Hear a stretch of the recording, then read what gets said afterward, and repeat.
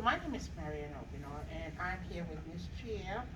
Miss Gia is biracial, and so is it okay? This is for my schoolwork, and it's not going to be out there, so you should be okay. Is it okay for me to interview you today? Yes. Okay, so I'm just going to ask you a few questions, and I want you to speak to me based on your biracial side. You know, so one of the questions I'm going to ask you today is I need you to tell me how it makes you feel when you're the only one in a group, being biracial. How does it make you feel? Yeah, so sometimes it can I can feel alone, feeling not so included, just because maybe we don't have the same similarities or they think, oh, we don't look alike, so we're not the same. Um, so instead of them like not wanting me to feel uncomfortable, they might seclude me, and then it becomes awkward. Or some things I might not know what to say or can't relate just because of maybe grew up different or seen different things.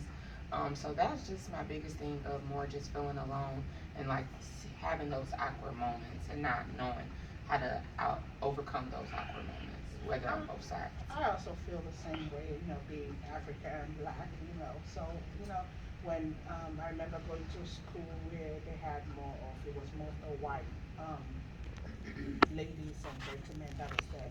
And it kind of looked weird, first of all. I'm African and then I'm black. So, it should look different. So I understand what you're saying. Also, the next question I'm going to ask you is what legal or ethical dilemma has happened within the last 2 years with the population you identify with? What do you think has happened in the last year that made you feel ashamed of being biracial or made you advocate or feel compassion for another population of people or an individual who was different from you? Mm, Yeah, I feel like there's been like a lot of like stereotypes put on biracial women and men, as well as children.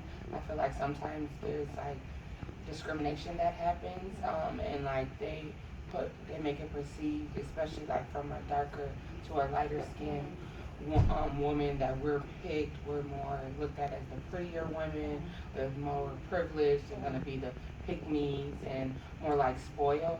So like I try and advocate and say like that's not it. It's not us that's being picked or anything. It's more could be like as far as for example for women it could be the darker men that's doing it. So that's more on their side and not have anything to do with us. I also feel like it's just been a divide, and so where I have to like advocate as us to come together because we're still all the same people. I remember when Kamala Harris got into got into power. I think she was half black, half white. I remember that was the last 2 years. Something great that has happened, and the criticism she received from that. So, Yes. yeah, so it's hard, And I mean, she's a strong woman. It didn't take her. She walked towards where she is today. Exactly. I know. I still feel like she's not appreciated. First she's a lady, and then she's biracial. Right. So And so people think maybe she didn't have to work hard; it was just given to her, and that's one thing we do still work hard. exactly, exactly. So my next question would be, what stereotypes do you think people have about you? Mm, Yeah, so probably going back to the last question, just more privilege to Diddy, feeling like I'm just on top or better than others. So more like it would be like bougie, and things like that. So or that yeah, basically sometimes too we're not that smart, so it's just more we'll just get what we want, but we don't really work hard Yeah. and we don't really think for ourselves. It's just more given to us. Yeah, yeah, yeah. It's funny because like for me, it's always you have a different accent. Where are you from? Mm-hmm. They treat you like like you don't know what you're doing. You're in Africa. There's just trees and you're living with monkeys. Right. Sometimes I look at that. I'm like, I wish you would actually go to Africa and see what's going on. Right. But those are the things that we have to face every day. Those are the things that we deal with every day. And like I said, I just have to put my head up high and keep moving, Mhm. alright? So the last statement is, the last question would be, what impact statement would you like to make on behalf of the group that you identify with? What statement would you like? Yeah, I think I would like to say that we're still people, we're still human, we're still one, we're not different from the next or anyone else. I think that we should all be looked at as one. We shouldn't be defined by the color of our skin, whether we are light or dark. And then we should just be included as one. Even if we did grow up different, we still have a lot of similarities. If you like to read and I like to read, let's discuss those books that we like to read. If we like to eat some of the same foods and go out, and we still have so many more similarities than that is put out there. Yeah.